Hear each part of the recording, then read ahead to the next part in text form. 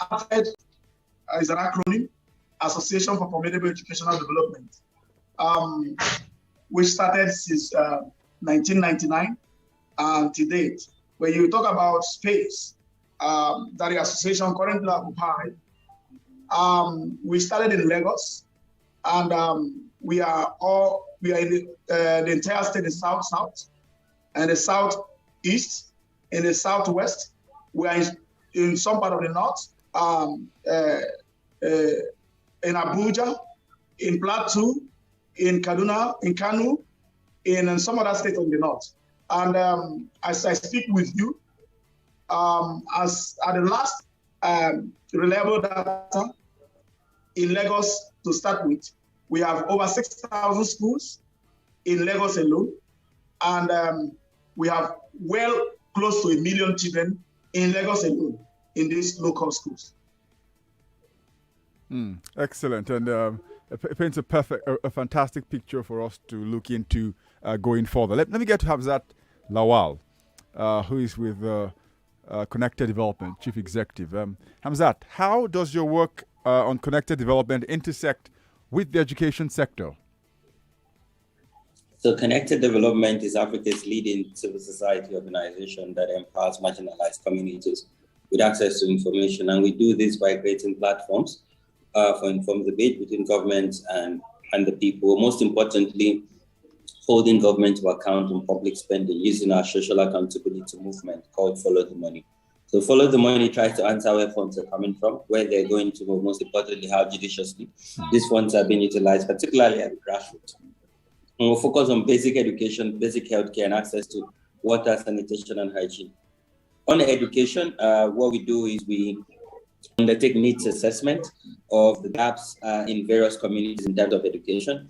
And then we publish, we publish our report and look at government data, budget data on funds allocated for and released for basic education in various communities. So we do advocacy and campaigns to get this funds released so that schools are built and children can go to school. But just last year, I was appointed as a Malala Fund Education Champion. So, and my campaign with Malala, we started in the Northeast to accelerate girl-child education and reduce early child marriage. I started with Adamawa State. Why Adamawa State? The governor prided himself that his first agenda is security and second was education. So for us, we wanted to ensure that he's putting in the needed resources to ensure that truly he's committed towards education. And when you look at early child marriage and after post-COVID-19, there was a spike on sexual and gender-based violence of girls and also early child marriage in Adamawa State. So this campaigns and advocacy that helps ensure girls go to school and meet their potential while ensuring that government is able to put the needed resources, investment, so that these girls can be equipped. Excellent, and that's plenty of work, and we hope we can find time during the conversation to be able to draw some illustrations. And talking about illustrations, let's get to Orji. In your work, help us understand what findings you have arrived at in terms of infrastructure and the overall quality of education in the private sector. If you can illustrate with one or two examples, we'll be glad. Yeah, thank you very much. Let me say here that one of some of the mistakes we do make here in Nigeria is to think that education should exclusively be provided by the government.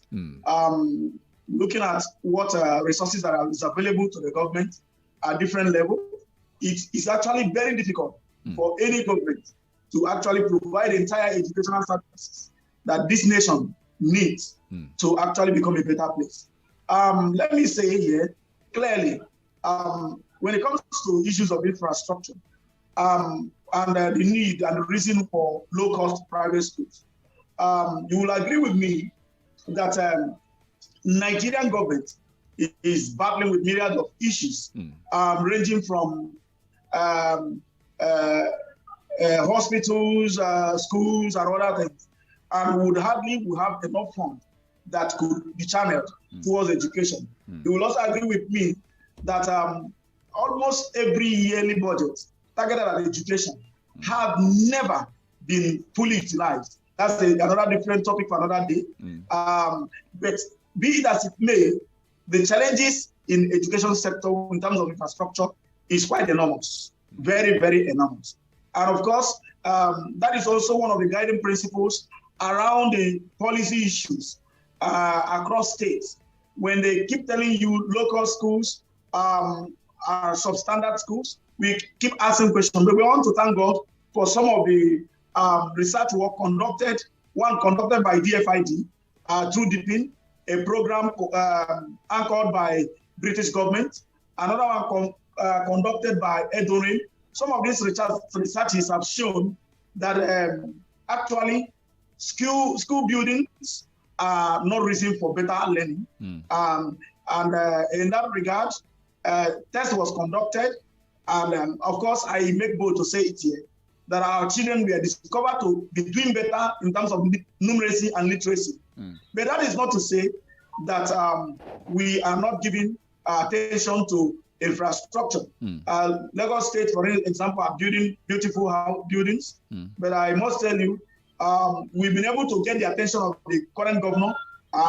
He asked me to send him a letter after our discussion. I did a letter, and he set up a fund from where local schools can draw funding for in order to improve their infrastructure. But I tell you, there is a high level infrastructure deficit when it comes to education.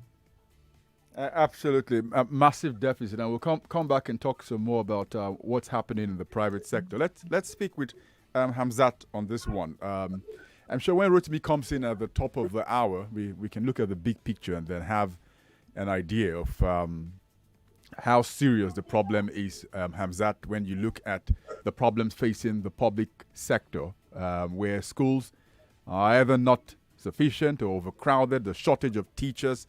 These are massive problems we need to deal with, and I understand that you have some examples on how this works. I don't know whether it's a pipe dream, Hamzat, but do you think we'll ever have enough for the public sector, electricity, computers for the children, and the required technical infrastructure, Hamzat? Yes, I think that with the right political will, the right investment, backed with data, this is possible.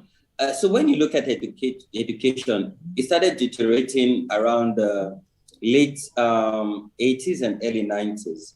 A lot of our parents and other people are actually enjoying public service, particularly public and free, timely education. I also went to public school from primary to university. But I enjoyed my primary education more, and this is something that has helped my own foundation. Because at that time, government was invested heavily to ensure that you have adequate classroom. At that time, we were only maybe 15 or 20 marks in a classroom. You have access to guidance and counselor.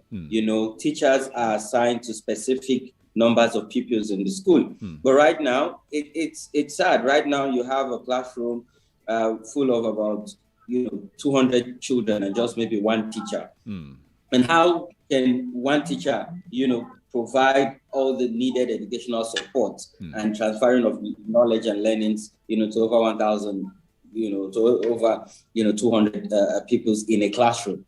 Today there is not enough classroom, there is not enough teachers, there is not enough learning aid in the schools.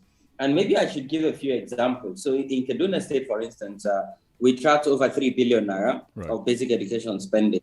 So this is counterpart funding from Universal Basic Education Board that was matched by the Kaduna State, Education Board. And first, what did we do? We undertook a needs assessment because we already know that this money must be spent by government. But we want to ensure that we're able to inform policy and decision making around where this investment will go to. So we went to 4 local governments, collecting data from over 609 schools. So most cases, we found out that there was no perimeter fencing, there was not enough classroom, existing classroom needed to be renovated, there was not enough teachers, and no learning aids for these pupils. And then we submitted this, report to the governor of the state. At that time, he was not around, so I met with my colleagues. We met with the acting governor, who is the deputy governor, and they made commitment And using this commitment, we were able to hold them to account. And then they disburse these monies to the school. So today they have wash facilities, they provided perimeter fencing. But then with this school feeding, homegrown school feeding program, we've also seen influx of pupils going to school, particularly in Kanu State. And what I'm saying is what I've experienced, not the data we're receiving from Follow the Money champions, who are over 8,000 of them in all the 704 local governments. I undertook a work study in Kanu, so visiting grassroots communities, and I saw a crowded classroom, and the principal was telling me that they've been massive increase in enrollment because of the homegrown school feeding program. But then there's not enough classrooms. There's not enough teachers, So again, yes, as much as it's exciting to see enrollment because of, nutritious meal, there was no policy or framework, or there was no investment to expand existing infrastructure. So you see people eating nutritious meal, but they're sitting on the floor, and that alone can contaminate what they're eating, or they can get food poisoning because they're sitting on the floor. So it means, they're there, eating food, and then there's dust and sand, mixing with the food or the air that they're breathing. So we can get it right if we truly are not providing lip services, to education spending and education budgeting, both at the national level, the state and the local government. But for me, I'm more passionate about basic education because that's where every child will get foundation on her own career pathway. Absolutely. And we did try to get in touch with the Universal Basic Education through the Executive Secretary, but had some difficulty eventually them joining the discussion this evening. But we'll fill in the gaps with the information we have with the two gentlemen we have here, Hamzat Lawal and Orji Kanu Emmanuel, who have great years of experience working and understanding the public and private sector. In case you just joined in, Public Square 99.3 Nigeria Info FM. It's our second part of a three-part series, rather second episode of a three-part series special on education. This is in partnership with the Wole Soyinka Center for Investigative Journalism, and the one you just heard now, Hamzat Lawal. And I'm going to go to Orji Kanu Emmanuel straight away. You can join the conversation by sending us messages on WhatsApp 0809 597 5805. If you have questions, if you've got comments, observations, experiences with the sector, education, public and private, would love to hear what your experiences have been like. So Orji Kanu, low fee private schools, you talked about them briefly.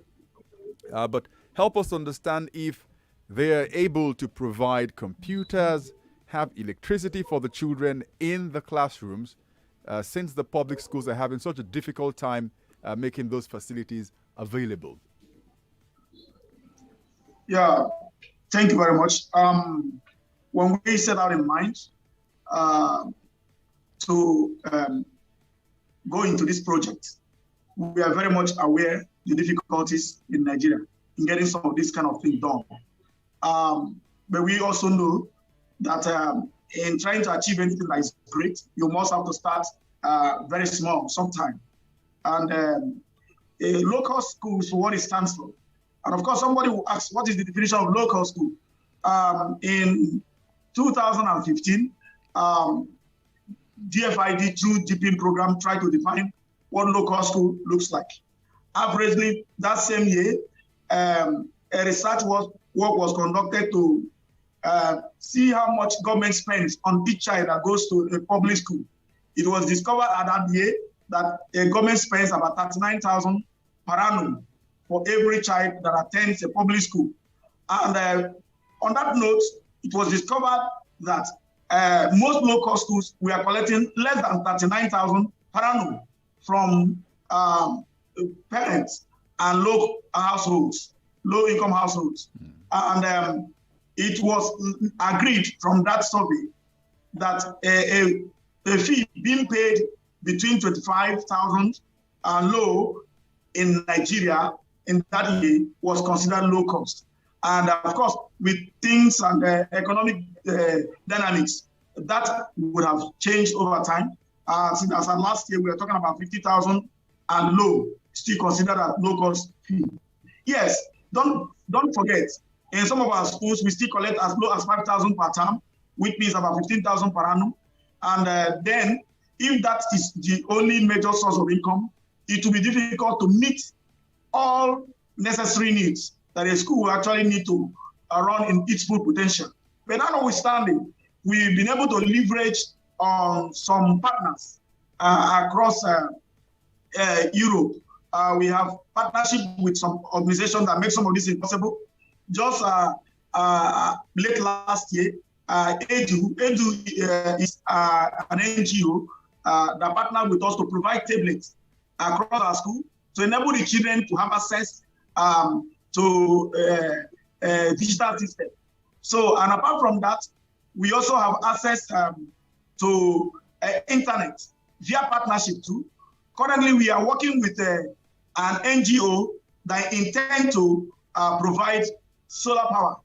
But be it as it may, currently, some of those things are challenged. You must not forget, for a school, a child who pays about 5,000 a term, the school management will have to draw the expenses, of course, capital expenses, expenditure will have to come from there, and the recurrent expenditure will also have to come from there. It takes a wizard to completely manage very well to provide all of those things. So for now, it's still a challenge. Though, like I said earlier, there is beginning to be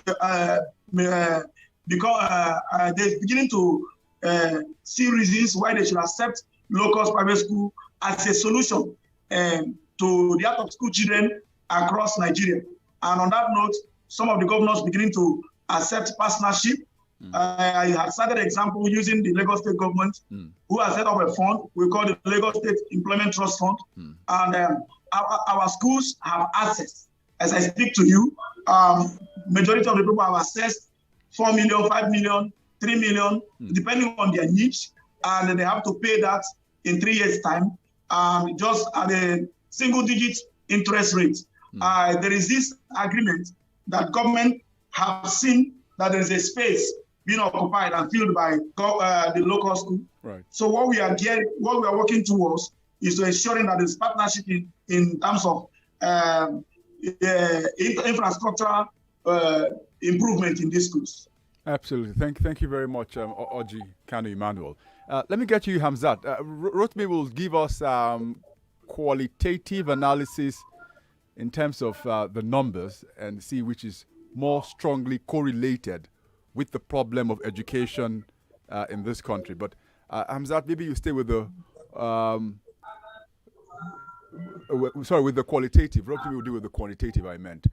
And the question is, from what you see, what do you think is the biggest problem? Is it with corruption? Is it poor policy, management, budgeting? Just to mention a few. In the years you've worked, what do you think will be the strongest problem we're facing? I think it's first, it's different layers. I'll start with the fact that there is no proper management. I'll start with the fact that there is no proper stakeholders engagement. So first, they're not even identifying key stakeholders. So when you look at education, right, a lot of governments have failed to understand and identify that traditional rulers and religious leaders and institutions play a key role, particularly at the local level. And they should be integrated into policies around education, but most importantly, enforcement of those policies. So, just a quick example. In northern Nigeria today, you have various emirs. So in these communities, you have village head, you have district head, and then you have the emir. If the emir make a pronouncement, because every pronouncement from an emir in rural communities is law, So if an emir says that every girl must not hawk during school hours and must ensure that they're in school before 8 o'clock, that's a law. And so what happens is the district head and the village head would ensure enforcement, working with the wakilis. But today, when government is planning, they don't see those people as influencers or power brokers that can influence and ensure that we can get the over 10 million children out of school. Now, when it comes to now budgeting and planning, so before you budget, you must have a plan. What informs your plan is the needs assessment. So, and what is the needs assessment? It's collecting data. So, what is the population of people in this village? How many children are in this village? What is the age range of those children? What kind of, do they need a primary school or a junior secondary school or a senior secondary school? Where do we have schools in this village? How many kilometers do they have to travel to access education? This is what they have. So when you don't have this data, then what planning is informing your budget? Because again, when you look at government policies and decisions and you ask them, okay, so what informed this plan? A lot of them will just look at you like, oh, World Bank, UNICEF. But then we say to your own local context, because local intelligence is supposed to inform those policies and decision making. They're not there. Now, your budget, Right. Your budget, some budget is counterpart funding. So state, SUBEB, and UBEC. These monies are released. Now, when they're released, again, when government release money, what happens is there will be a bidding process. So SUBEB in the state will open up for bidding. So they'll publish in the tender, they open for bidding, they open this bidding and then they award contracts. Now, when they award this contracts, there's always a bill of quantities. A lot of time, community members are not aware, they're not informed. They'll just say contractor and then he'll start building. So a lot of times, some of the schools are built with substandard products. A lot of time, the communities will vandalize it because they don't even know the value of this infrastructure. So how do we think government can overcome this? So in Kaduna, for instance, when they were about to open up for bidding, the SUBEB in Kaduna invited us to come and witness it. When they awarded contract, we were there when they did the onboarding for the contractors and mandated the contractors to give us access to their bill of quantity. The bill of quantity is a technical document. It's really heavy because that's where you would see how many cement they're using, how many blocks they're buying, how many laborers. So it's really technical. So what we did was to simplify it and then translate it into local language and then host town hall meeting in the house of the village head and say, see, the government has awarded a contract. A contractor would come and start implementation. Here is what to expect. When the contractor came to site, we now also brokered a meeting between the leaders in this community. So the youth leader, the women leader, the elders of the community. We sat in the community head's house and said, this is the contractor who is going to build the school. This is what is expected from you. So we got commitment that one, they will provide local security and ensure that no equipment was stolen or no equipment was vandalized. And one success we achieved was the fact that there was a community that rejected this intervention because the contractor built a substandard school. And then the contractor wanted to use his influence and money.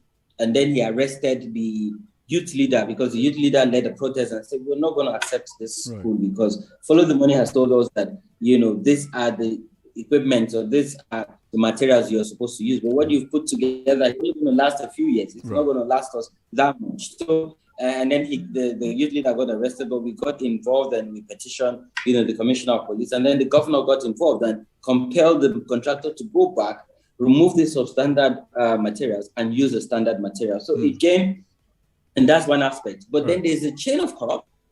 Because again, when you don't have data, when there are no publicly available data, because a lot of time when you even ask the state, so how much money have you accessed or how much money, so in most cases, what happens is, this executive work with the bank, they create an account and put a dummy fund in it and show evidence to UBEC that they have, this counterpart funding sitting on this account and ask SUBEB to match it. And then, because of, the cooperation of the bank, they now match this money. And then this so-called dummy amount will disappear. And you see this executive would use money for basic education to buy hillocks and say it's for monitoring. So what are you monitoring when you're not even investing in infrastructure on the ground? So are you just going to buy SUV and fuel it and just around the communities just to show that you're driving a fine SUV? So education have been engrossed in corruption. And today, my own worry and fear is when we talk about achieving SDGs, one key element is, access to but timely and quality education. And when we're engulfed in mismanagement, misappropriation, corruption, lack of data, lack of planning, no needs assessment, no stakeholders engagement, no private sector engagement, then for me, I just worry about the future of Nigeria because education, investment in education is supposed to provide the bedrock for our country and progress. Absolutely. Thank you very much for your very incisive comment. I mean, it does address many of the issues. You know, we all have a common saying, it takes a village to train a child. I guess it takes a village also to build an educational system that is sustainable for this generation and then future generations. Orji, you know, as Hamzat was talking and, you know, giving us an example, which is fantastic because Kaduna is the northwest, the center of where if you're going to find everything happening about northwestern politics and economy, you'd have to go to Kaduna State to see it happen. So if Kaduna catches a cold, the entire north, I dare say by Nigeria extension, will catch a flu also too. But Orji, let's talk about something very important too, to get your view on this, because this affects the entire education sector. I remember following the abductions that happened in Chibok in 2014. Then you had what was a coalition of the willing who came together and said, we must put an end to this. Former Prime Minister of the United Kingdom, Gordon Brown, and the Safe School Initiative was born. The $30 million was put into that entire thing. And for a number of schools, just a handful of schools for the pilot stage. And it's embarrassing that even as we speak, we cannot see exactly what has happened to that project, whether that model has gone across the entire school system in the country to prevent those embarrassing abductions that happened in 2014 from repeating themselves, because they've indeed repeated themselves all across the country, especially in the northwest part of the country. What would you say in terms of security that you think we need to do urgently? Because, as Hamzat has said, many of those things which we talk about planning with the parents and the community leaders cannot happen if the children are not even safe in school in the first instance. Thank you very much. My reaction to this, first of all, I will have to, of course, this is about 7 years plus that those Chibok girls were taken out of school, and the majority of them are still there. It's unfortunate. I really cannot tell where we got to where we are now. It's very terrible. And more still happening. In the recent time, schools have become the major target of kidnappers and other terrorist groups. And I must say here clearly that Nigeria gradually is slipping out of what we thought should be the Nigeria of our dream. And like Dr. Hamzat did say, I must tell you, Nigerian politics have become such that doesn't care about planning whatever they have to plan with the people. I tell you, like you said earlier, it is a community that raises a child. That attitude and that character and the culture have taken flight. In those days, when we live in a community, we know everyone who is living there. If a stranger comes in, we will know. If the power returns back to the people, I tell you, and people know that they are part of the entire scheme of security in their system, in their society, I tell you, we will nip all of this in the bud. It is great thing that there is no country or economy that can thrive without security. And of course, no school system can take place without security. We've made attempts, couple of attempts. Okay, we got a grant to conduct an advocacy conference, which will be coming up in March in Abuja. Abuja was not supposed to be the place. We were supposed to take it to Maiduguri or Kanu, but some of the people who had to participate in that program are actually afraid of the security situation in the North. And so I must tell you, the only way out of this is for Nigerian government, one, to be deliberate in articulating strategies. And that deliberate, when I talk about being deliberate here, is that the Nigerian government must first tell themselves that, yes, we want to stop this case of insecurity.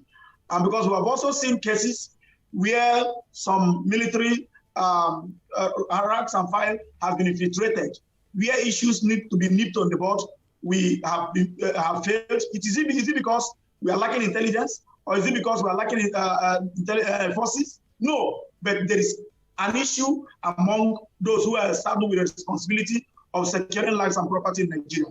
And except that is taken as a serious concern and deliberate steps are being taken to address that, we'll still have problems.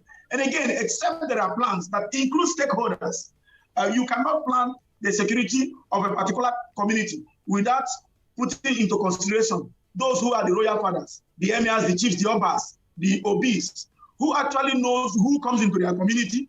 And of course, in most cases, there is always, of course, you will agree with me, in Plateau, one of the things that I've helped so far in covering the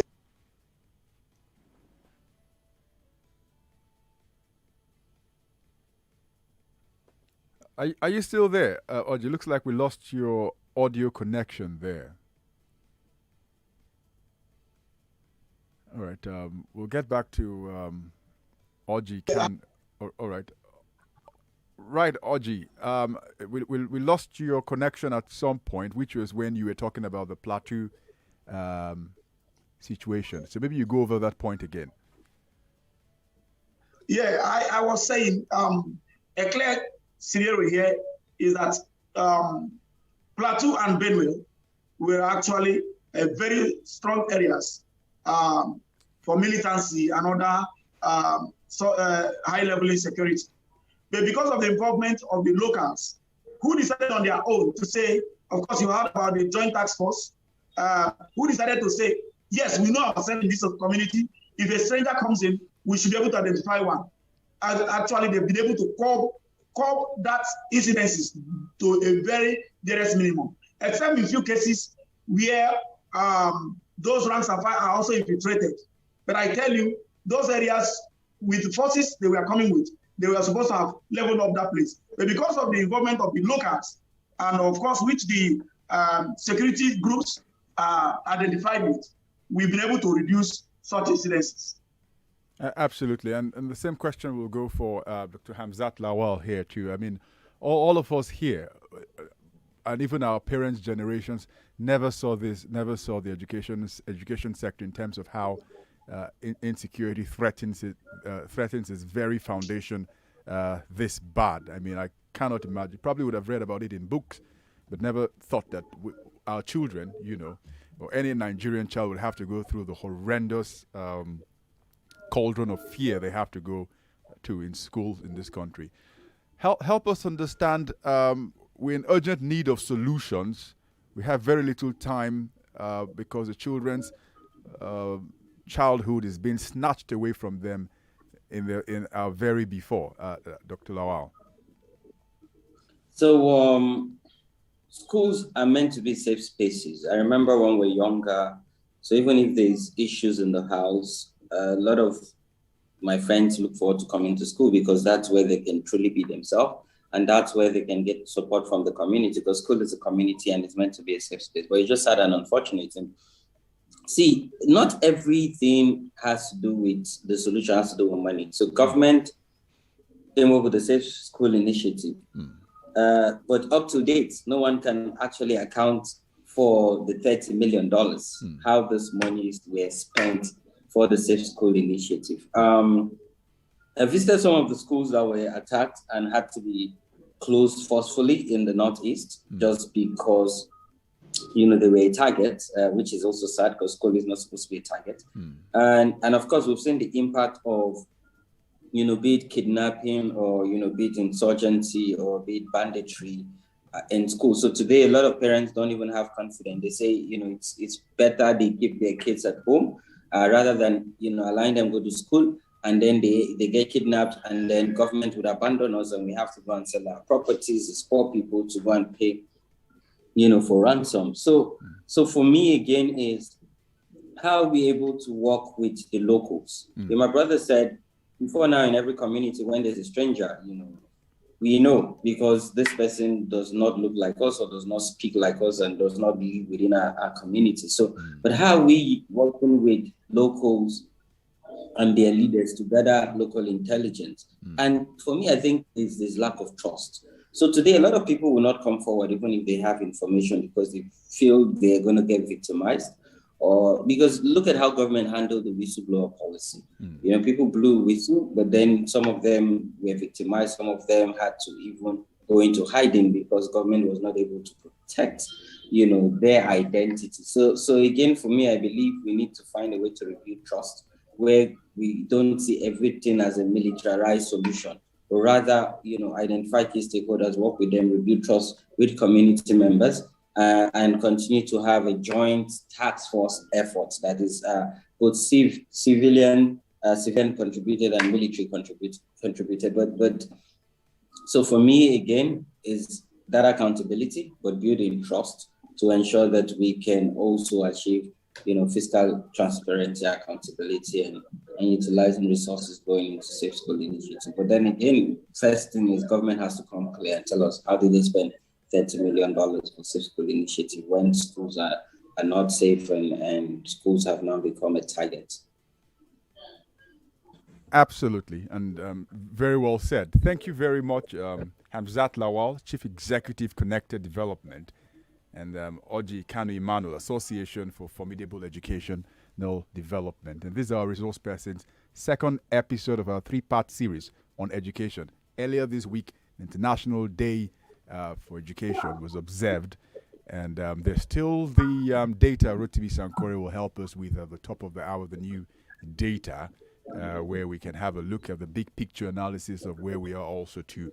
But I'm going to open the phone lines just briefly. It'd be great to hear what the people think about what they've heard. Hamzat Lawal and Orji also too on this one. Orji Kanu on this one. So I'll let out numbers. So each person will have just 1 minute so that there will be enough time for them to respond to the questions you have for them. If you have a question for any of them, or you just want to make a general comment, you do that in 1 minute. But make sure you address the ones you intend to respond to the question. The numbers, again, 0700 993 993 993. Again, 0700 993 993 993. And then the line for the female callers, 01465 7190. Again, 01465 7190. And then if you're not fortunate enough to be fast on your phone, there's always WhatsApp for you, 0809 597 5805. Again, 0809 597 5805. Make sure you stick to the discussion which we are having today, which is the education sector. A number of talking points which we move from infrastructure and finally to safe schools. So let's go now. Hello and good evening. Hello, good afternoon. Yeah, good afternoon, good evening. Depends on what. Good evening, or whatever. I'm brilliant. This is Madam Beatrice. All right, Madam Beatrice, let's do this. Where are you calling from? I'm calling from Ejibo. All right, please go ahead quickly. I just have a question and a little, a question really. We have heard about infrastructure, how they are developing this, bringing up this, but he never talked about the type of knowledge, the quality of knowledge being imparted, the training of teachers. See, recently I brought a child from the village, and when I was bringing him, they said he's very intelligent, he's always coming first. I brought him and I put him in a private school here. In fact, he got a 0 in mathematics. I was able to have 15 in English, and he could write. He couldn't even read. He could not write well properly, and he's going to primary 5. So what is the quality of teaching that he didn't talk about that aspect at all, and it's a problem that the little we're able to get, especially in public schools or rural areas, the little we're able to get in infrastructure, we lose them out in the quality of education they get. All right, thank you very much. How come that a child will start Yoruba from nursery school to even junior secondary school, and that child cannot speak Yoruba, he cannot speak French, and he has done this subject for 10 years? All right, let's see how they will address that. But we'll take all the questions and comments, and we come back to Hamzat and Orji. Madam Beatrice, quality of education, she's concerned. Bayo from Ibeshi, I see you're a first-time caller. Great to have you join us, Bayo. Thank you very much, Mr. Aruogo. Thank you very much, Mr. Bayo. I am Bayer Williams from Ibeshe. Good. Can somebody please explain to me and to the whole world why there are 137 students in secondary school classrooms in Lagos State when there are lands that can be built? Is it because we don't have the money? Is it because we don't have what it takes? Is it because we don't understand that the fewer they are per teacher, the better, and so on and so forth? Can somebody explain, either as a government official or a radio person, why these children are all massed together, 137 in a class with 3 registers, 1 teacher? This is too unimaginable. Thank you very much. Overcrowded classrooms, Bayer Williams talks about 137. So do we have one more call? Then I will get back to Orji, Kanu, and Hamzat. All right. So I think we can work with this one.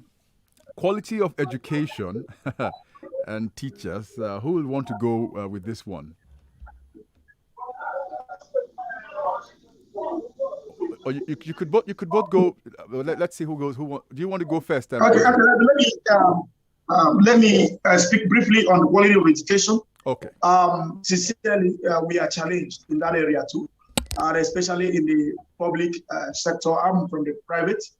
Of course, you will agree with me that in the private sector, hardly you will see that figure. We battle only between 20 to 25 or thereabouts per class because of classroom sizes also. But notwithstanding, we are talking about education in Nigeria, and on that note, everyone should actually be concerned.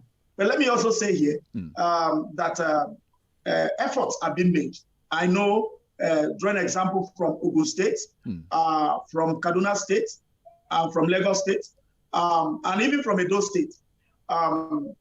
Meticulous efforts are being put in place to ensuring that, 1, classes are decongested. 2, teachers are trained. I know currently they co-excel. I know of the participation of, I can tell you clearly that before the advent of co-excel, there was another program anchored by the British government on behalf of Lagos to ensuring that teachers were trained in the areas of pedagogy, in the areas of classroom management. And when you narrow down to the local sector, where I am actually an expert, I will tell you clearly, in most recent time, currently as we talk today, we have partnership with Buckingham University to ensuring that teachers, we don't just take pleasure in bringing children to classes. We want to ensure that teachers have the requisite knowledge to impact what is expected for them to impact in the life of the young ones. And before now, Buckingham University, which of course you know is a premier university in England, offered to give us that opportunity. It is just this year we introduced a token fee to it. So teachers in local schools are trained online by the teachers from Buckingham to enable them gain certain requisite skill that will help them to ensure that children are given the right educational skill they require at every level. I must say here, having children who are in primary 5 and 6 cannot read is actually not what it, that is not common in private schools. Before a child will finish nursery school, so that such a child could make clear sentence, could also write, could also read. But in from primary 4 or primary 1 to 3, that child averagely should be able to read and write. And that is why when you take such people to compete with their counterparts in public schools, they will always outshine them. But there are also the brilliant ones among them in, don't forget, some of us also got our education from the public schools. And at that age, we were able to read and write. I think one of the challenges, like we said earlier, is having too many children in a class for one teacher to attend to. That is very difficult. for us to get the required results. Absolutely, and even the federal government talks about 60 million people who are unable to read or write, and I guess this just illustrates the problem, the gargantuan problem we face in terms of literacy levels in the country. Hamzat Lawal, over to you. You had the questions. Yes. So so again, there's no dignity for teachers. Today, they're not being paid well. A lot of them have not been trained since they were employed. So I'll share one quick example. There was a time we were using our limited resources to train teachers and even education workers, just so we can access some level of data and partner with government. And in one of those trainings, after the 3 days trainings, and this was in a state in the Northeast, I will not mention any name, a woman walked up to me and said, thank you for training us, that for the past 20 years that she was employed as a teacher, she has never gone to any workshop or any additional training from, after her degree that she now got employed. 20 and in my years. mind, yes, 20 years. And I was like, what exactly was this woman now what kind of knowledge was she transferring to the teacher? So if we want to talk about outputs, children output from the school, there are indicators you have to look at. One is infrastructure. So is the learning environment even conducive for the people and the teachers? Because most times when we talk about infrastructure, it's not just for the students alone, it's also for the teachers. Because the teachers are also co-inhabitants of the school premises with the students. Secondly is, what is the welfare of these teachers? Are they learning aid? Are they teaching aid, in this school? So when you look at outcomes, so for us, you have to, if you want to get better outcome from students, you must invest in teachers, and we must dignify, teachers. Because today when you do your research, I'm sure when you ask 20 people, maybe only 1 or 2 would raise up their hand that they want to be teachers. So a lot of people are shying away from that profession because we do not honor teachers anymore. Before now, everyone wants to be a teacher so they can be headmasters, because people pride themselves that, I'm a headmaster or headmistress of a school. But right now, there is no dignity, there is no honor to teachers. So how do you expect them to put in all they have to ensure that these children get knowledge transfer? By the way, what knowledge are they transferring to this generation of students? Today, in Finland, they're talking about teaching students with technology tools. Absolutely. They're using animation. They're talking about artificial intelligence. In our school, we're still using blackboard and chalk. The board is not even very black. The chalk sometimes is the Parent Teachers Association that will gather money and buy chalk. So again, you cannot do the same thing over and over again and expect a different outcome. No, and that's why you see now, every average Nigerian wants to send their children to private school. Nobody give a damn, again, sorry for the use of my language, about public school. So, and I think I should end by saying that sadly, education now is political. Because if you see the numbers of licenses to operate from private school, they've now overtook public school, be it primary, secondary, or even tertiary. So it's now political, and I think that electorate needs to be more wiser and smarter. When we go for debates, when we go for town hall meeting, political debate and political town hall meeting, because there's going to be a lot of them post February, March. There'll be a lot of town hall meeting. You see a lot of candidates and their so-called manifesto. I think we need to be more smarter and ask them, how are you going to invest in education? How are you going to ensure improved outcome and output? Where would you get the resources from? Are you increasing tax? How are you going to get this budget appropriation?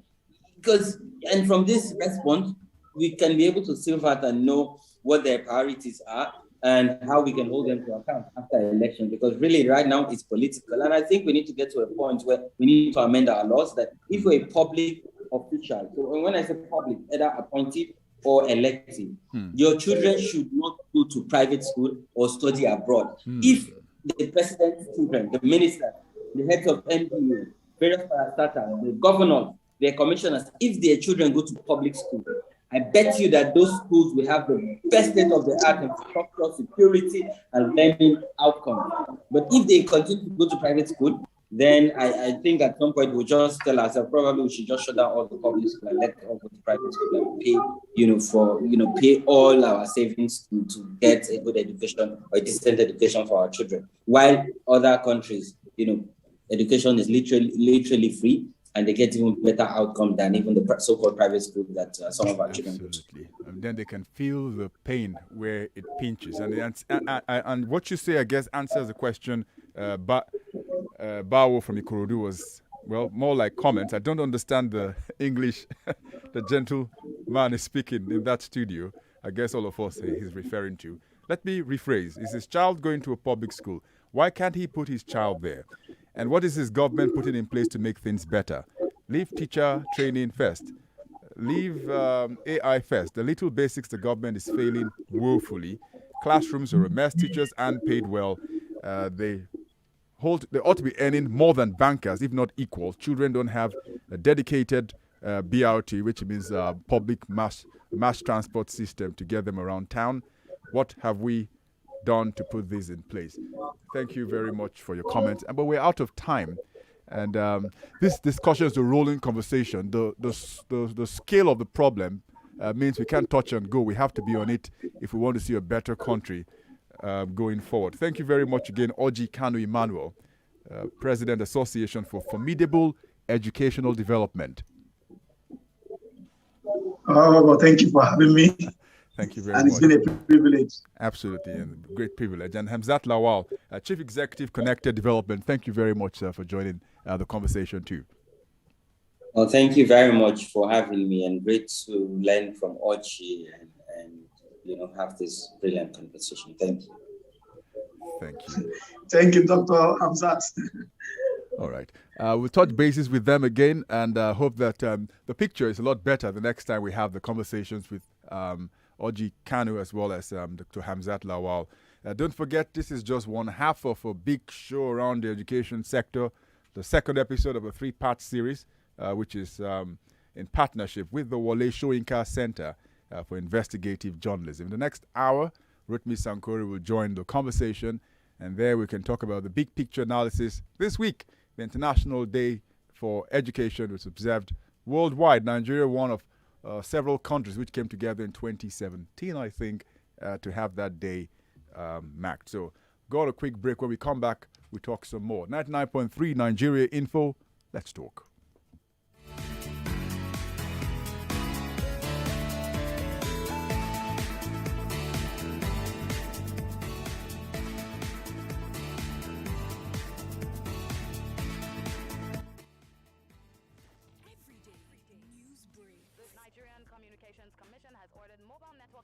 Shaping our present and the future. The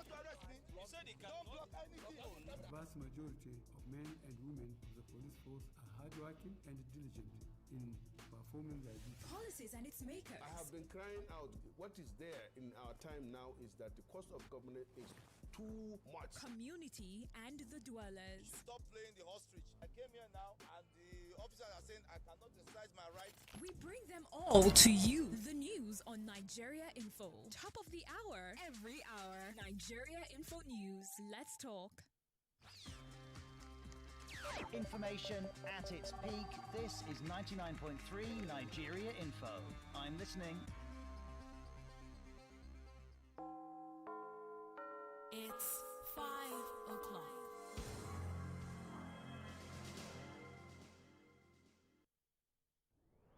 Let me tell you about Public Square. There are several lines that meet other edges. The youth of this country who are already in a disillusion, disenchanted state will be encouraged. Where we talk about the fine margins. Sometimes it's black, white, and blurry. It's also informed by the need to save costs and reduce legislative time. Then there are the actors, right at the center, coming through political processes, which could be dramatic. To be a state of dismissal if Parliament does not rise this money. And controversial. If driving through the roads is engaging the macabre, compatibility is that of government. And there's you to help connect the dots from the top to the bottom.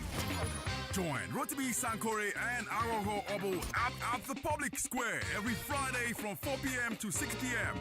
99.3 Nigeria Info. Ladies and gentlemen, this is the Public Square.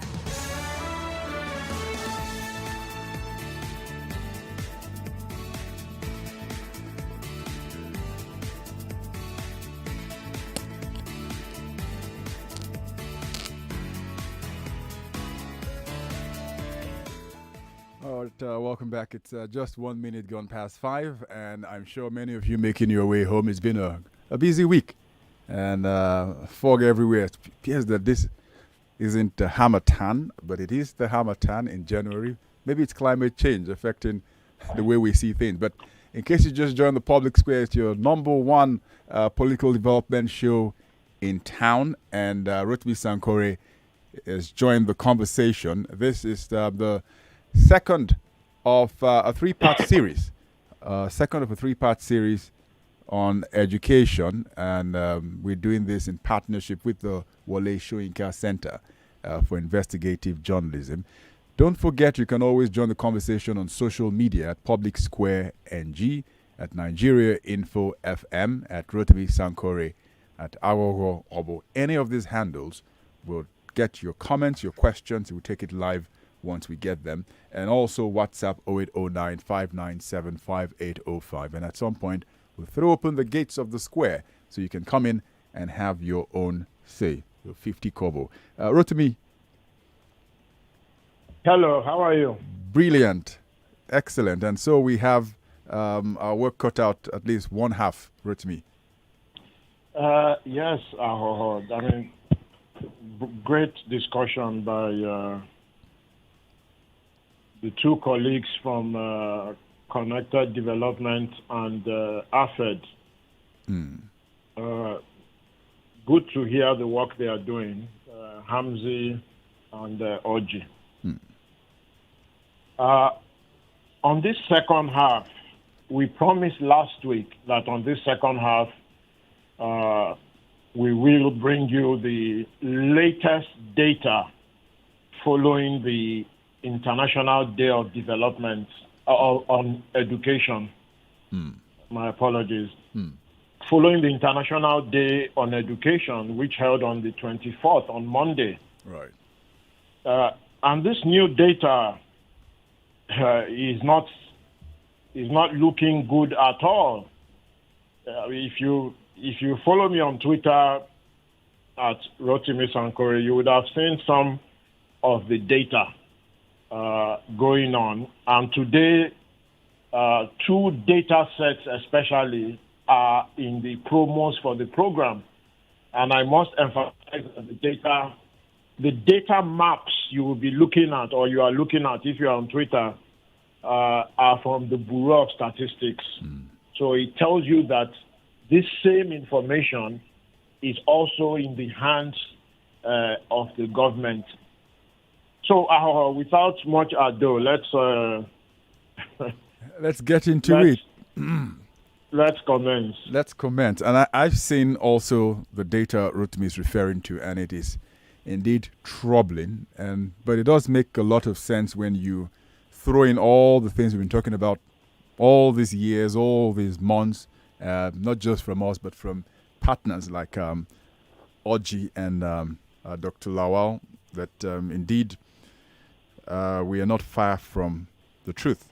So, Rotimi, let's begin. The overall state of literacy and education in Nigeria. What's the big picture? Okay. So, if you are going home now, please put on your seatbelt because, I mean, these are the kind of things that really, paint a bleak picture about the future of Nigeria. But it is always conditional. As bad as it is now, it will only get worse if the federal, state, and local governments do not act.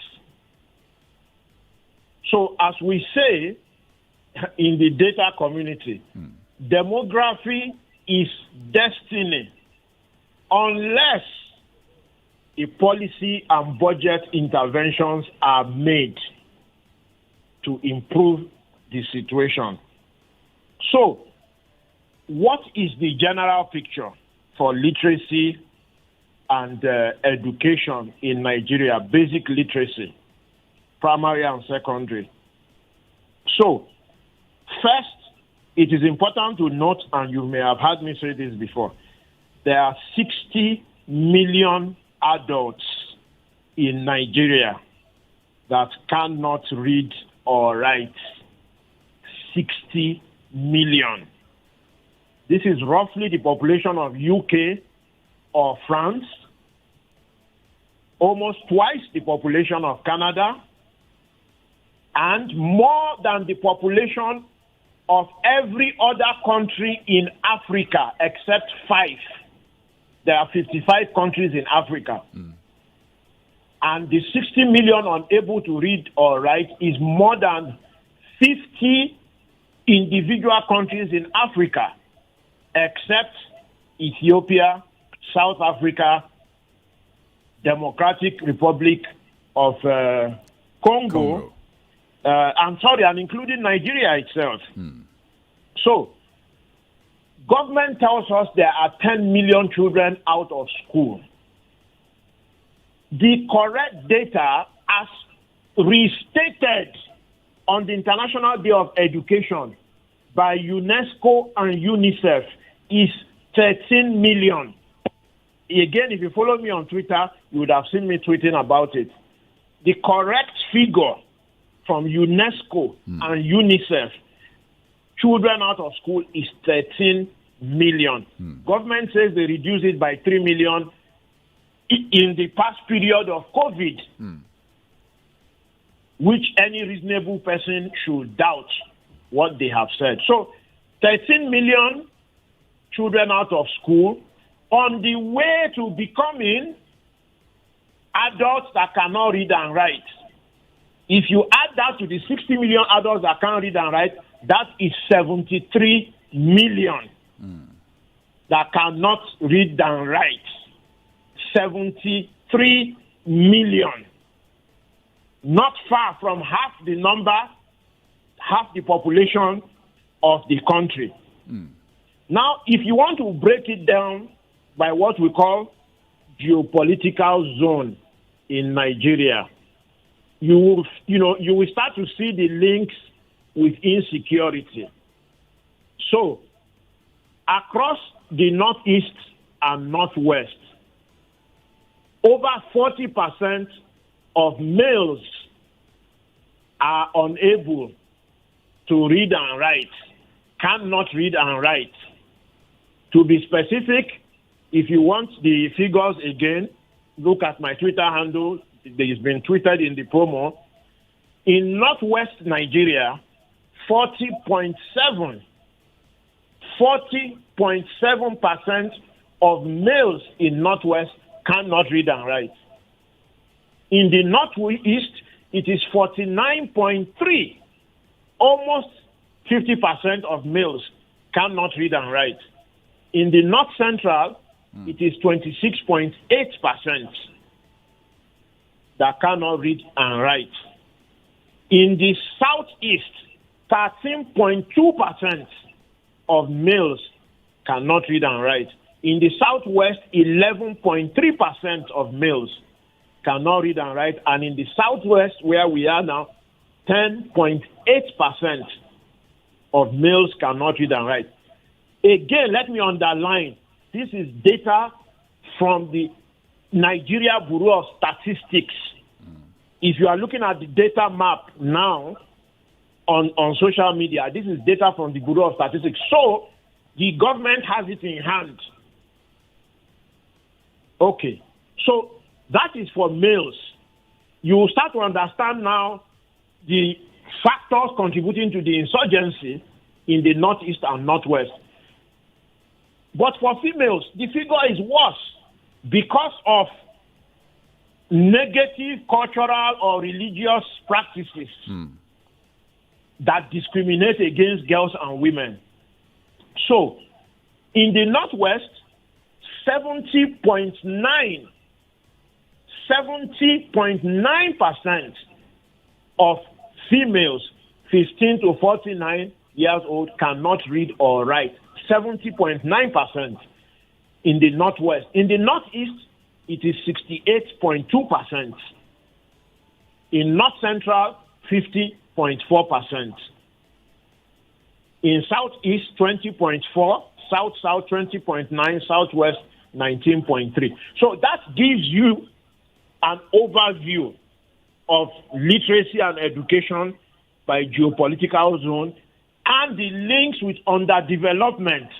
We'll talk more about it later, But two more important things that we must mention also at this point.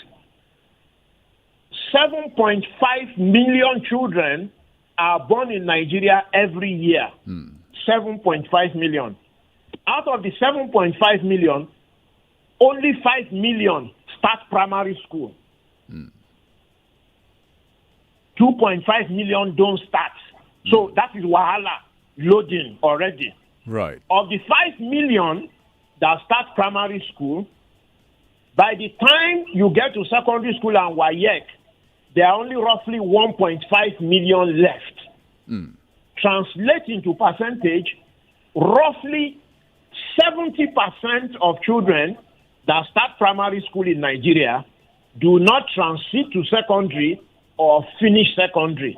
Roughly 70% of children that start primary do not transit to secondary or finish secondary. By any standard, anywhere on Earth, Jupiter, Mars, Venus, any galaxy, that is problem loading. Absolutely. For any country where you see this data. So, that is the summary, big picture before we start going into details. Absolutely. If nothing else describes a sector in crisis, this absolutely defines what crisis is. If you have 5 million spaces or enrollment and you leave out 2.5 million, and those numbers accumulate year in, year out, and we've not even factored in population growth rate, which is not in any way reducing, then we are in for population will keep rising, especially numbers, because the federal government omitted the budget for family planning from the 22 budget, in quotes, omitted in quotes, they forgot. Okay, so let's look at this. The next question wrote to me, whether education is accessible to all in Nigeria. What does the data say? Well, we've looked at big picture, so let us go down state by state. Right. Or rather, let's go down to the state level, to have a rough idea. We don't have time to list every state, but like I said, it's on social media. If you follow me at Rotimi Zankwe, just scroll down over the past week since the 24th of this month, International Education Day, and you will see state by state how it is looking at. Let me just, suffice by saying that for males, only 4 states in Nigeria have up to 50% of males that have finished secondary school. Only 4 states. If you want to know the 4 states, look at the maps. For females, there isn't one single state in Nigeria that has up to 50% females that have finished secondary school. Not one of Nigeria's 36 states has up to 50% of females that have finished secondary school. This gives you an idea of the very low human capacity that we have in terms of skilled resources for economic development or industrial growth. There is no country that is going to be able to industrialize when you have only 4 out of 36 states where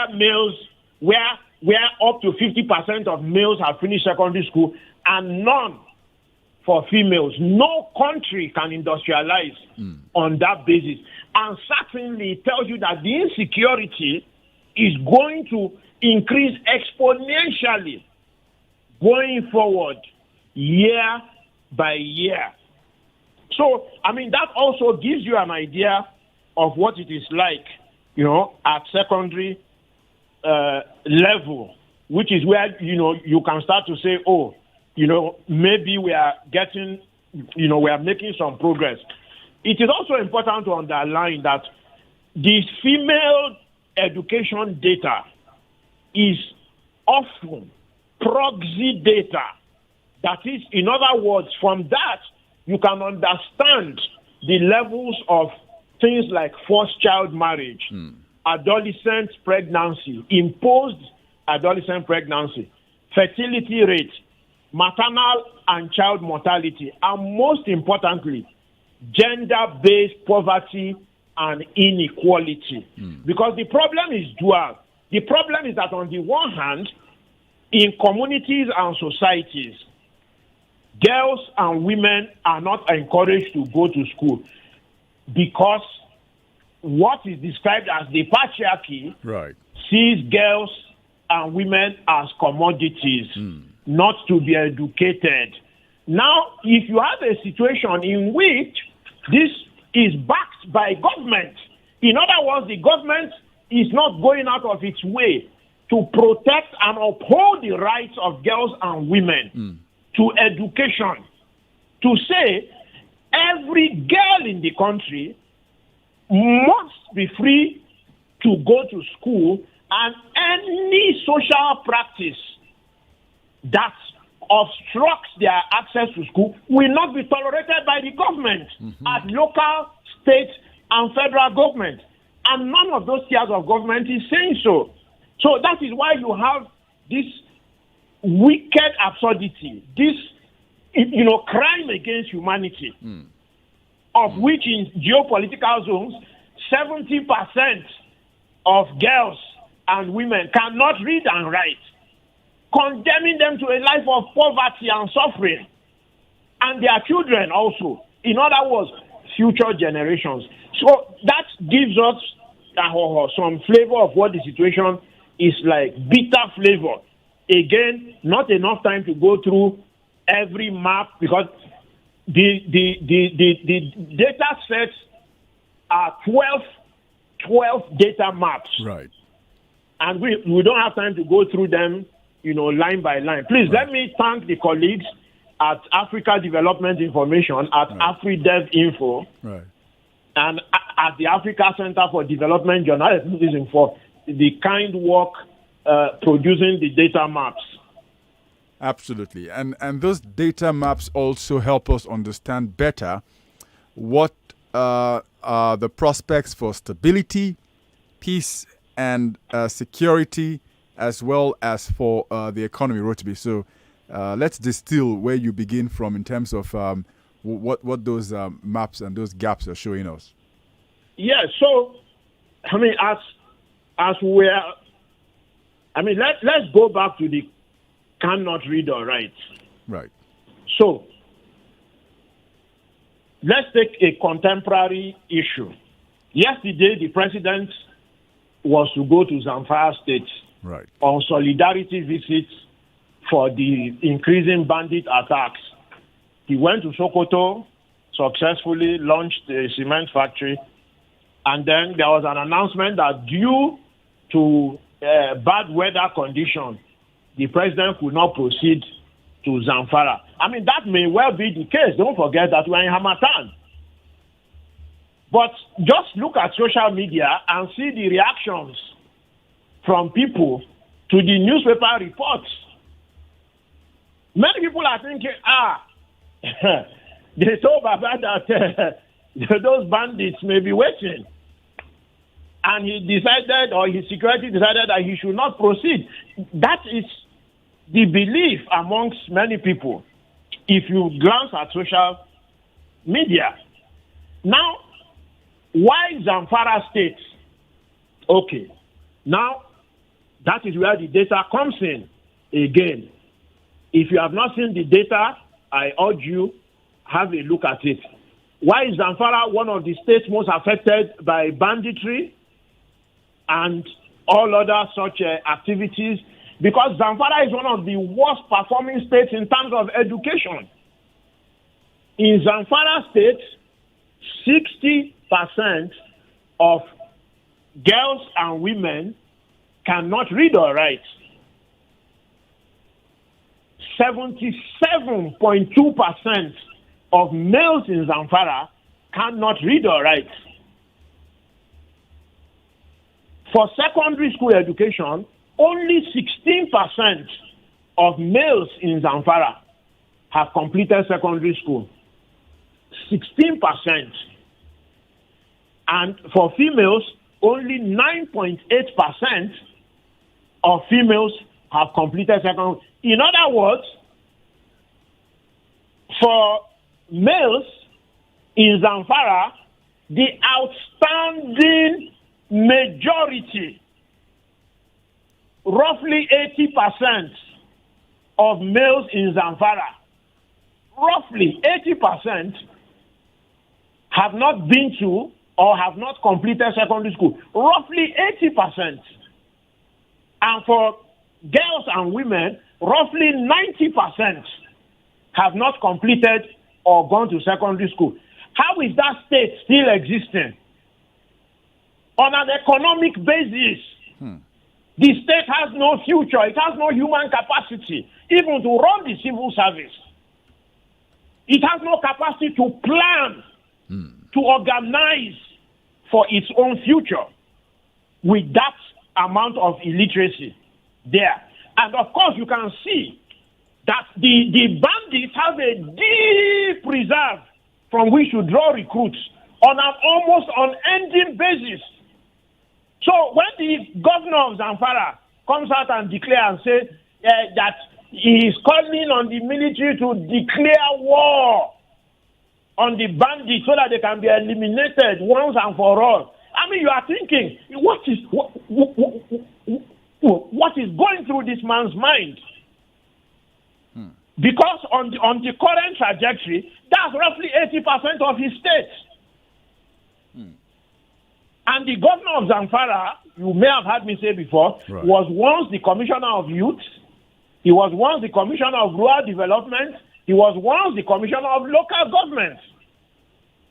So if anything, him and his colleagues, the commissioner of education and planning and so forth, should have solved this problem. Or at least contributed to solving the problem. So when the president sent a message to the people of Zamfara saying, I am sorry I was not able to visit because of bad weather. But however, I have now given instruction to the military to finish the bandits immediately without delay. But look at the data. How is it going to happen? So this, when I'm just taking Zamfara as one example, state profile from all the maps that we have been, talking about. So you can see that this problem is deeper. And I mean, when we get to the solution part, you will see how easy it is to solve this problem if only people are thinking properly. Absolutely. If only people are thinking properly. Ruthby, we've been talking about this almost the entire week. Monday we talked about this, and the following day I was speaking with a public health expert who's been in this thing for several decades, and she's just pointing out the fact that because you have children who are not even being properly planned for, it's affecting their nutrition, and that automatically is affecting even their educational quality because they're not family planning, for example. And because they're not family planning, you can't even have them go to school and get the best sort of education. And they all go hand in hand, unfortunately, talking about impact of... oh, yes. I mean, let me just mention a bit of it. We'll discuss that data maybe over the coming weeks. This omission of family planning from the 2022 budget, I have never seen a bigger calamity in terms of budget and planning before. It underlines the fact that there is no planning going on. There is no planning going on. How can family planning be omitted in the budget? How? Even with this terrible tradition in Nigeria, in which there is no consultation for the budget, Right. There should be public consultation for all the stakeholders. I mean, we are moving to solution. Yeah. Each ministry, each committee of the Senate and House of Reps should be consulting with stakeholders in that community, in that sector, on what should be the priorities, what should be addressed, how should those issues be addressed. And family planning was omitted. Why? Because somebody there thinks that the health and well-being of women is not important, or what? Yeah. Because, first of all, apart from the implications for population growth, for economic growth, for insecurity and things like that, spacing of children is paramount to the reproductive health of women. Deciding whether you even want to have children is important. How many? How you want to space it? All these things. The participation of girls and women in education, in the workforce, is in part dependent on reproductive health, on family planning. Because you can't say, oh, okay, you are a woman, you are a doctor, you are an engineer, you are a lawyer, or you are a factory worker, you are a woman. But you are going to get pregnant every 9 months. How can you, how will your job prospects improve? How will the country benefit from your knowledge? Absolutely.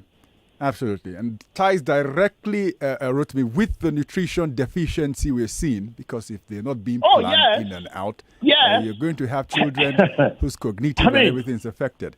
But I think we can... we don't have enough time, exactly. And, we want to be able to engage with audience. Yeah. Let me just mention, if you see the data on malnutrition, you will shake your head. In fact, you will hit your head on the table. The number of states where by the age of 5, the percentage of children suffering from malnutrition and stunting, for people who don't understand the impact is that by the age of 5, if you don't have the sufficient micronutrients, what happens is that your brain development starts to slow down. And if by the age of 5, that is not corrected, that may be it. You may grow into an adult, but with the intellectual capacity of a 5-year-old.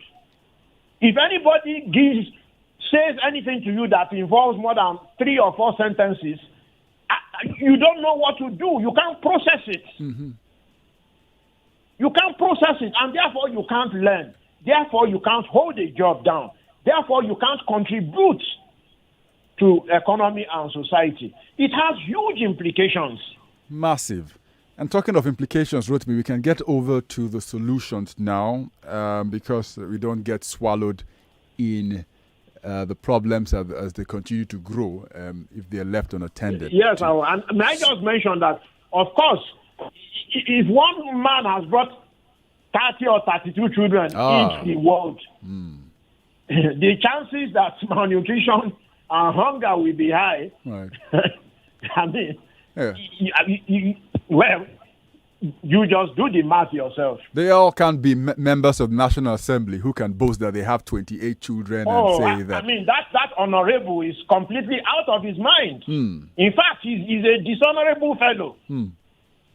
You must have all seen it on social media. How can such people exist? You come to the house and come and be telling your colleagues that I wish to introduce to you my 4 wives in the gallery, the mothers of my so far 32 children, and in fact more to follow. Because he wants to beat his father's record. Boy. And he said he's a strong man. He's going to beat his father's record.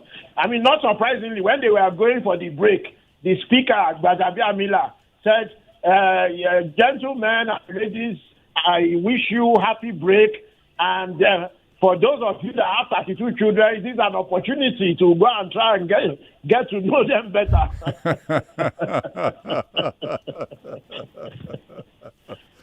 The roll call will begin. All right, so let's Let's look at the solutions, Rotimi. I don't know which way we look at them, whether it's the low-hanging fruits or it's the short-term and long-term solutions. Yes. I mean, definitely. So, first of all, I mean, to stop the problem from getting worse, obviously we started touching on it. The family planning budget needs to be restored immediately, fully to the 2022 budget. Why do I say restored fully? Because before it was omitted from the 2022 budget, it had been cut by about 90% in the previous year, which gives you an idea that the omission was not an innocent omission. And in the year before that, it was only 25% implemented before it was cut by about 90% and then omitted. So first of all, it needs to be restored 100% at the federal level and all the 36 states to stop this education deficit from getting worse. That is one. Secondly, for the people already existing, for the 60 million adults unable to read and write, don't forget, this figure is from the Federal Ministry of Education. So you must have heard me say before that the recommended class size is 20 to 25 per class. We have states where hundreds of children are in a class. Katsina has the highest average class size in the country. Not surprisingly, Katsina also has the highest prevalence of polygamy in the country. So for those children out of school now, the 13 million and the 60 million adults unable to read or write, there has to be remedial education immediately. And we know the number of classrooms that are needed. For the 60 million adults unable to read or write, we need, at class size of 25, about 2.4 million adult education classrooms. About 2.4 million. And that means 2.4 million teachers or instructors. Because they are not just teaching them to read and write. We also need instructors to teach them the vocational trade. Anything it is. Whether it is vulcanizer, electrician, plumbing, rewire, tailoring, bricklaying, anything. We need 2.4 million instructors and 2 million classrooms. Proportional to each state, that is 2.4 million classrooms and instructors, proportional to the level of the problem in each state. So if in a state it is 100,000 needed, if another state is 300,000, then that's it. And this needs to be mapped immediately by the Federal Minister of Planning, I am afraid to say no planning is going on. All the state commissioners of planning, the Federal Minister of Education, all the state commissioners of education, the Federal Minister of Labor, who, as we know, is often preoccupied with fighting labor unions, forgetting that his other title is employment. Minister of Labor and Employment. I don't recall that once that man has ever given us a plan to increase employment in this country. So him and his commissioners, the commissioners of labor and employment in the states, should join, along with their counterparts from the youth sector, federal and state, and gender and women, federal and state. So that's 5 sectors that should come into a cluster to make this plan. And if the work plan is well developed and implemented, in 5 to 10 years, the problem will be resolved and the deficit will be dealt with. In 5 to 10 years, if it is not done, the current problem will stay and then it will get worse. So out of the 73 million we already know cannot read and write, the 13 million of school age and the 60 million adults, 73 million. Now, if the bandits or extremists are able to draw between 1% and 10% into their crowd, That's like between 1.3 to 7 million and between 7.3 to 7.3 to 7 million. Absolutely. If those are drawn into the rank of bandits and extremists, and that is a small minority of this vulnerable number, the armed forces cannot cope. Our gallant soldiers and Air Force personnel and Navy all put together, as gallant as they are less than 500,000. They are less than 500,000. So they will just be overwhelmed. They will be fighting an unending war, which they will not be able to win because the politicians have failed to do the necessary in terms of governance, policy, and budgeting, and are now calling on the gallant forces, to destroy the bandits immediately. One governor even called for carpet bombing. So unless those classrooms are provided over the next 5 to 10 years, the teachers and instructors and the equipment, because the teachers and instructors won't teach with mouth alone. They need computer, they need all kinds of machinery to train the people on the vocational trade. The budget for this has to be done. Before anybody says where is the money is in the security vote. That's where the money is. And there is no better way to secure the future of the country, whether economically or peace and security wise, than to put the security vote into literacy and education. Absolutely. Because what are they doing with it? What is the governor in Zamfara State doing with the security vote? What? This is billions of naira per state every year. So that is the first solution. And in fact, arguably, the most important solution. Build the classrooms, provide the teachers and instructors, provide the computers and equipment. Then we can start talking about progress. Without that, not only will there be no progress, the matter is sure to get worse. Now, let me emphasize that it's not only insecurity that is the direct problem. It is also a drag on the economy. The 100 million, roughly, living in multi-dimensional poverty, at the core is this 73 million that can't read and write. The 13 million children out of school and the 60 million adults. That's the core of the 100 million in multi-dimensional poverty. That means those people have no disposable income. They can't survive beyond 1 week. Now, note that even the people that are working, because unemployment is roughly 33%, underemployment is roughly 20%. So combined now, that's about 53%. Now, for the people that are working, which person do you know that is earning 30 or 40,000 a month that can stretch that money just on transport money for 1 month? Who? Who? Just for transport. You haven't talked of food, clothing, water and other things like that.